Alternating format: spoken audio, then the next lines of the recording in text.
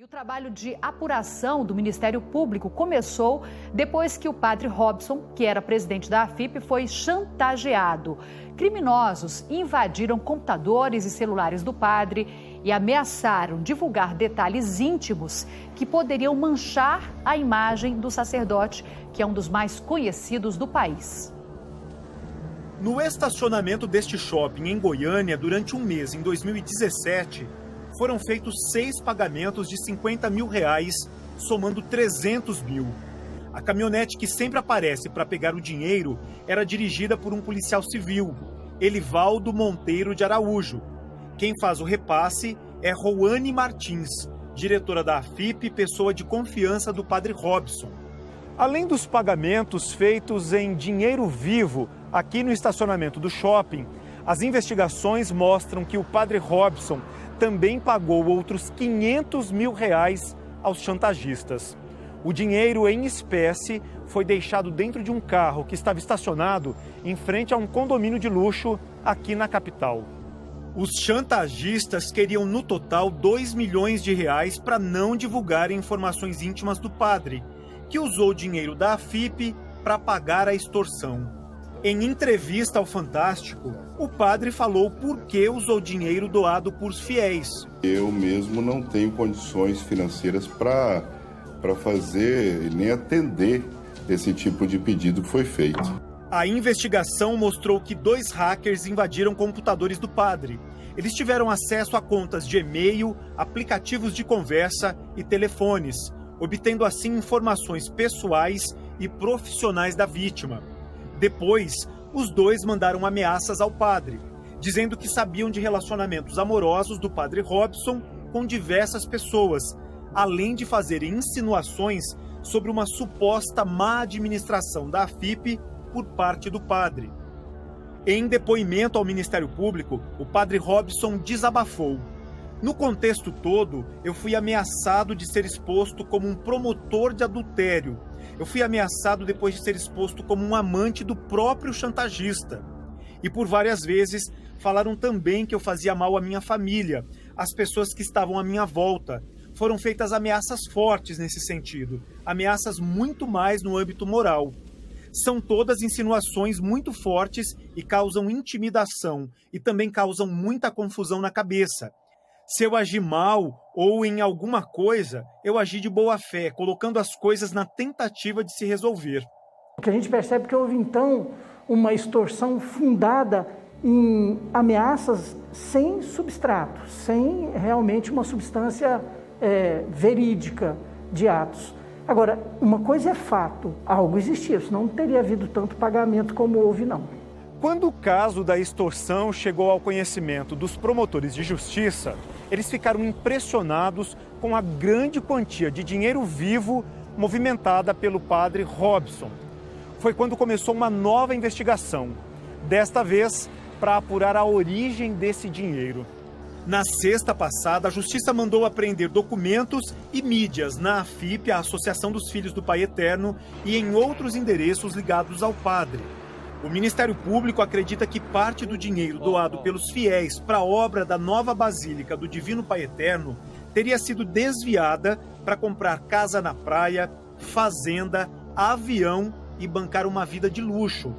Um dos endereços é essa casa da AFIP que o padre Robson usa.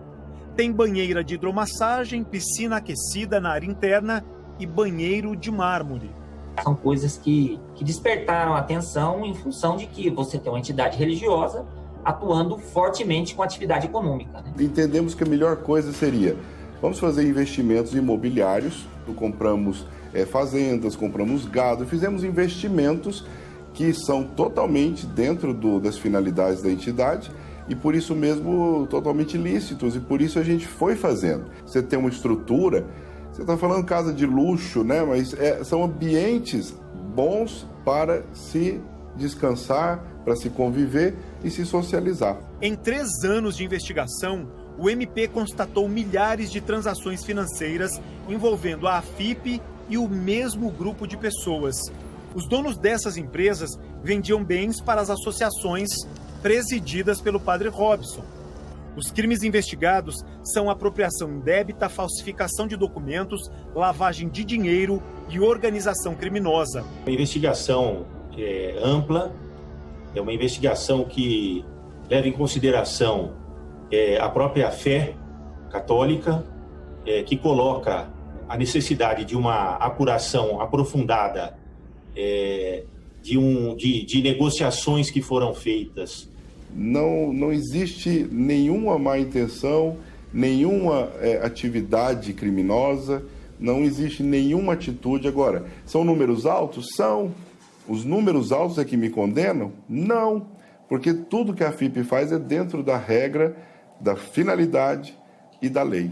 A obra da nova Basílica começou em 2012 e até hoje não está pronta. No início foi orçada em 100 milhões de reais, mas o padre disse que esse valor deve ser bem maior. Não é barato não, nós temos um orçamento prévio dele que por um engenheiro que estava conosco ele poderia chegar até 1,4. Bilhões de reais? Bilhão? Bi, minha filha, bi. A defesa de Padre Robson afirma que não havia qualquer conteúdo verídico como objeto das ameaças. Nós procuramos também a defesa de Elivaldo Monteiro de Araújo, apontado como o homem que recebeu os pagamentos da chantagem, mas ainda não tivemos retorno. E a TV Anhanguera teve acesso a documentos sobre o caso de extorsão do Padre Robson, que levou a polícia, então, a desencadear a investigação sobre desvio de dinheiro na FIP. O processo envolve ameaças milionárias e até um suposto caso amoroso. No depoimento ao juiz Ricardo Prata, Padre Robson contou que no dia 23 de março de 2017, recebeu uma mensagem informando que teve seus e-mails invadidos.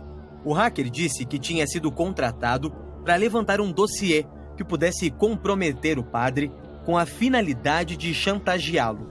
O hacker disse que foi contratado para fazer o serviço por R$1,5 milhão de reais, mas que se o padre Robson pagasse 2 milhões, deixaria tudo de lado e ainda revelaria quem era a pessoa que o havia contratado.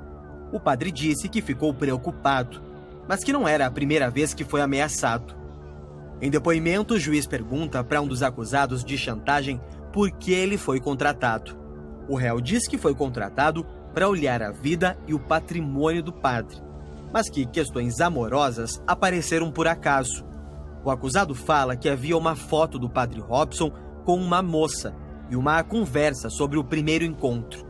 O juiz afirma que as ameaças intimidaram o padre Robson a ponto dele efetuar pagamentos de expressivos valores para fazer a vontade dos chantagistas. Segundo o juiz, padre Robson se viu várias vezes incapaz de celebrar missas e continuar seu trabalho, por sentir medo de ter manchado sua imagem pessoal e de sacerdote. Diante de todas as ameaças, vários pagamentos foram feitos e os acusados exigiram cada vez mais dinheiro. Caso contrário, entregariam material para a imprensa e também ao Vaticano. Foram vários repasses de dinheiro aos chantagistas. No dia 29 de março de 2017, um no valor de R$700 mil. Mais R$80 mil foram repassados em vários depósitos bancários nos dias 9 e 10 de maio de 2017. O juiz destaca ainda o repasse de mais R$1 milhão e depois mais R$50 mil. Em nota, a defesa do padre Robson de Oliveira disse que ele buscou suporte da Polícia Civil e que essa ação, depois do monitoramento das transações, levou à prisão dos chantagistas, que foram punidos com severidade pela Justiça. A defesa reforçou ainda que não havia qualquer conteúdo verídico como objeto das ameaças.